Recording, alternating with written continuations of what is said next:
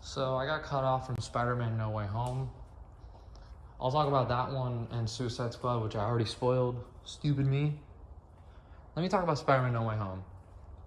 As an event, the hype and all the things coming together is the best cinema event I've ever been to, probably. Even more than Endgame, because Endgame had its boring moments. This one didn't. All the characters are funny and well written. Spider-Man goes through emotional damage in this movie. Rip Aunt May, dude. Seriously. I got a tear in my eye, honestly. Tobey and Andrew come back. Tobey and Andrew. I mean, I could give a shit about Andrew's movies, but Tobey Maguire is back. I mean, come on. This is when fan service is done right, it could be one of like the best movies ever. Because you make the movie that the fans want. You give the fans everything they want, and if you do it well, there's great returns. It's not like a Ghostbusters or like a Matrix or something. It's like here's images from the other ones. Cool. We're not gonna do anything really, but yeah. No, it's just the references to the original movie are part of the plot. The Green Goblin could have been a cameo, but no. He is the main villain. He kills Aunt May. He forces Peter's growth. He's there for a purpose. It's not like he's there for 2 seconds and then some other MCU guy's like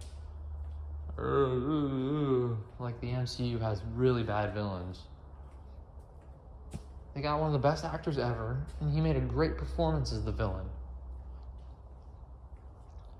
And you know, maybe I'm being hyperbolic. Maybe I'm being a fanboy a little bit. Can't I be a fanboy? Can't I be a fanboy? I mean, Man of Steel sucked. Justice League sucked.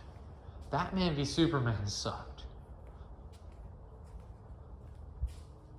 I mean, Thor Dark World, Eternals, I mean, they all suck, man.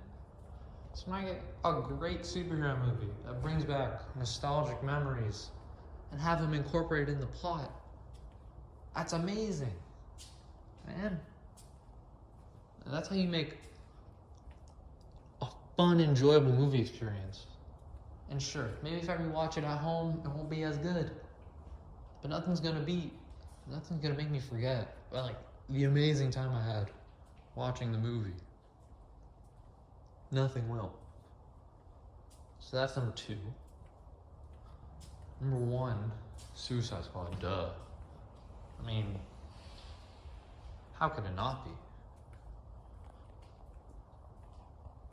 It's funny. The effects are great. They killed Captain Boomerang? I mean, honestly. No, but seriously. The Suicide Squad.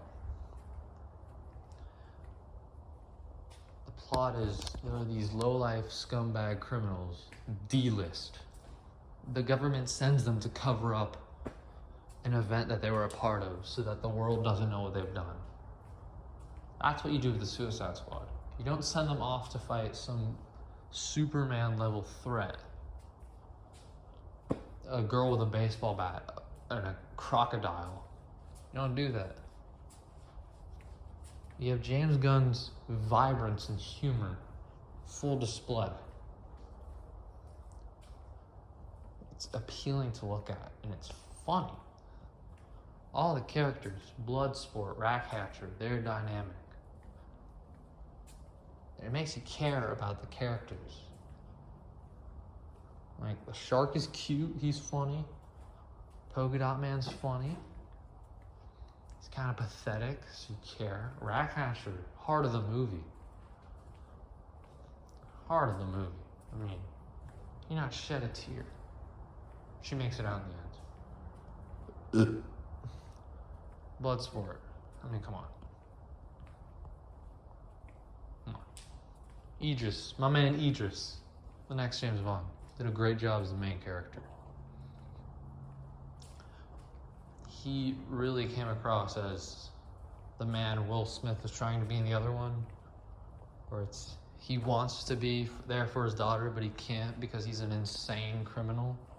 That's gotten across way more here than in the first one, and it made me want to see him go back with his daughter. You know? Yeah, you know. The effects are great. There's a giant starfish, man. God, a giant starfish. A fun? Do you know what fun is, David Ayer? Do you know what fun is? Some CGI thing that's black? A giant starfish. It's like ripped straight from the comic books. I love comic books. They're fun, vibrant, funny. They give you great characters. They give you interesting plot lines. It's a classic movie. It's a classic. I think it is. I think it will be. It's overshadowed, sure. It's an overshadowed superhero movie. It didn't do that well at the box office. Spider-Man No Way Home came out. So did Shang-Chi and Eternals, but